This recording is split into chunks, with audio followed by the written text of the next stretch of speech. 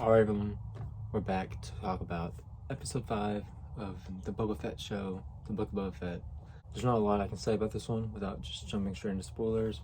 To let y'all know something beforehand, this is definitely my favorite episode for a lot of reasons because it just feels totally different.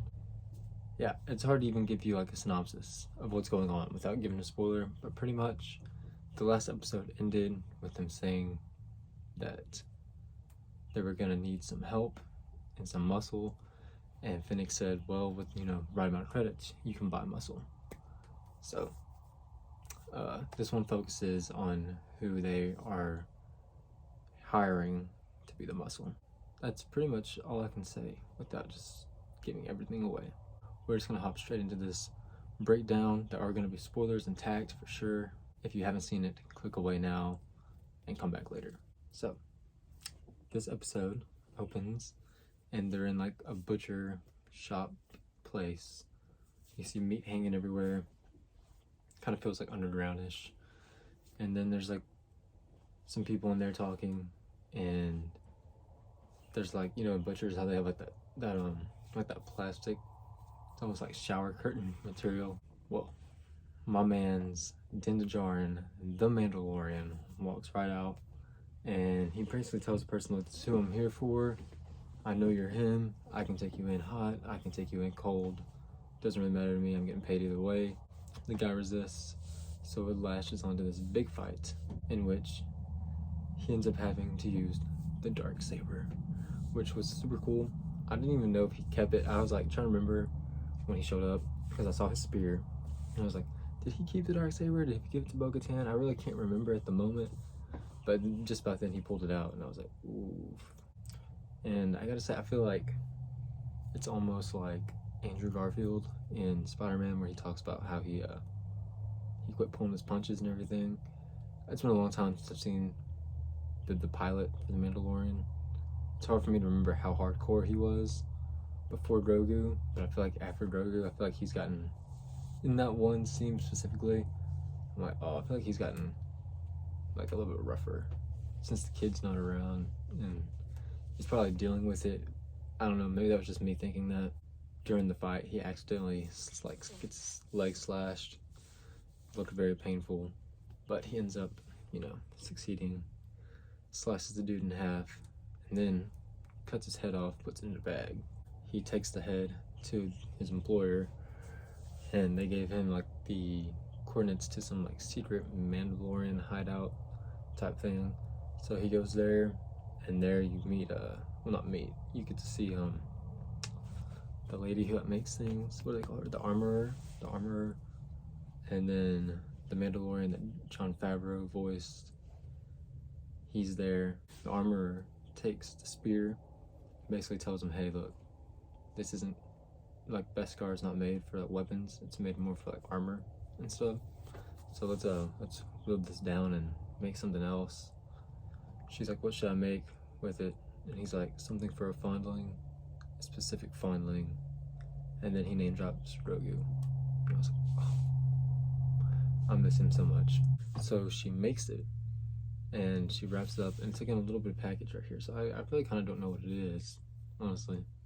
Because when he first talked about it, I was like, oh, it's gonna be like some armor or a helmet or something. But it's in like a little thing, probably about this big. It's like, I kind of don't know what it is.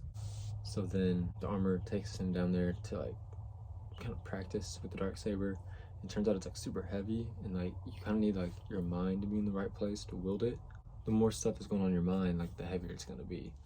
And he was saying it was getting heavier after every swing. So like that's something I didn't know. Like I don't know if that pertains to like lightsabers at all. If their mind has to be clear, I kind of feel like not. But I don't know.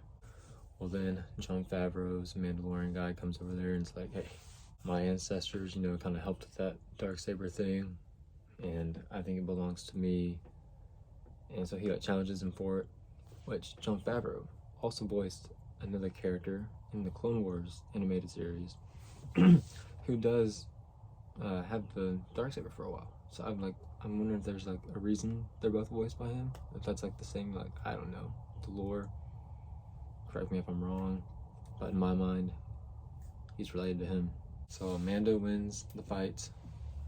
But she decides for some reason to ask if he's ever took his helmet off, and when he says yes, she like deems him not a Mandalorian anymore, but she let him keep the armor and everything, so like I don't really know what happened there. So now that he doesn't have the Razor Crest, he must take like commercial ships places. So he gets on a ship to go to Tatooine, and it's funny because it's like a real airport. Like before you get on, they made him take all of his weapons off and everything. When he's on the ship, there's like a kid peeking over the seat in front of him, and you can just tell, even though you can't see his face at all, you can tell he's like thinking of Grogu and all. And he looks down at the thing that she made, and the way it's even wrapped, it looks like Grogu's head. And it's like, oh, like you can tell he really misses the kid. Like I like kind of teared up at that point. Like I'm not even gonna lie, because I miss that kid too. So when he gets there, he goes to the mechanic that was in The Mandalorian. I wrote her name down. It's Pelly. He goes to Pelly, and she's like, and he's like, I got your message saying that you had a replacement for the Razor Crest. And she's like, oh yeah, this way. And it ends up being a N1 starfighter. It's like one of those things from like the Phantom Menace at the end that Anakin gets in. Like, you know what I'm talking about? He's pretty much like, this is a waste of my time. I thought it was actually gonna be a Razor Crest itself. And she's like, no, you have any time. She's like, I haven't even got to fix it up yet. She's gonna go a lot faster, if you helped. So he agrees. They work on it. You get a really cool, assembling, building montage. Gotta love those. They finally get it all fixed up. He takes it for a spin. He goes all around Tatooine. You can see a lot of Tatooine. I want to say a lot of the landscapes are the same ones from the Phantom Menace. I'm not that bold in my Star Wars knowledge to actually like proclaim it on the internet. I kind of think that y'all can let me know. He decides to take it out of the atmosphere, and he's up there speeding around. He goes by another commercial ship, the same kid's on it. He kind of just like nods at him this time, but then he gets stopped by 2 X-Wing, and one of them is played by my boy, Mr. Kim, from Kim's Convenience. He's appeared in the other ones, but I thought it was really cool they even brought him back here. He's really good. I watched Kim's Convenience last year, loved it. So now I have a newfound love for that character. I was like, oh yes, it's Appa. He lands the ship back, and then Pele's like, hey, while you were up there, we had a visitor come looking for you, but I just kind of shoot her off and all this. And Mando's like, did you get her name? And she's like, no. And then Finnick yells, Finnick Shand. And she's like, we have a job for you. And he's like, what's the bounty? And she's like, it's not really a bounty, it's more like muscle. He's like, Boba Fett. It's like, yeah, Boba Fett, And he's like, well, this one's free of charge. But first, I gotta go see my little friend. Or I gotta pay my little friend to visit. And then it ends. And I'm like, what? So I'm beyond excited for the next episode, because we're gonna see my boy Grogu again, hopefully. One thing I'm not excited to see is a CGI Luke Skywalker. So I kind of hope that doesn't happen. I don't think CGI Mark Hamill's gonna last much longer.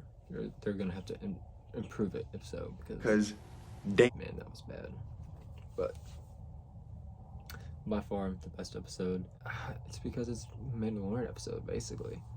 And like I've said this many times, that Boba Fett is not near as good as the Mandalorian to me. And this episode, it was basically just a Mandalorian episode. Like, I loved it. Bryce Dallas Howard directed it. Very good job. Very good job. Pretty much my thoughts on everything that happened. And I'm so excited for the next episode. So, if I forgot to comment on something specifically, leave it in the comment section below and I'll get it to you. Let me know what you thought about the episode. Leave a like, subscribe, and I'll see you next time.